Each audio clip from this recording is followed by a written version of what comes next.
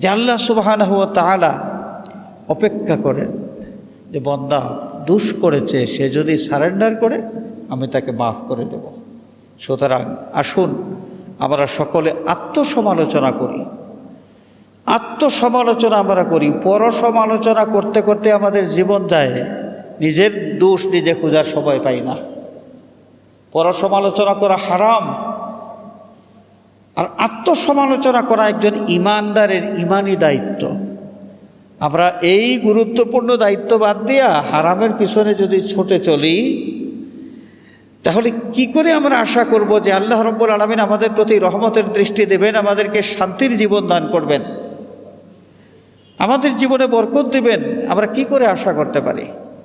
পরসমালোচনা করার সেই বদভ্যাস আমাদের ছাড়তে হবে, আত্মসমালোচনার সেই অভ্যাসটা গড়ে তুলতে হবে, এবং নিজেদের দোষ ত্রুটি ভুল যেগুলোর কারণে আল্লাহ রাব্বুল আলামিনকে আমরা নারাজ করেছি, এই বিষয়গুলো সামনে নিয়ে লজ্জিত হয়ে তওবা করে আল্লাহর দরবারে আমরা কান্নাকাটি করব।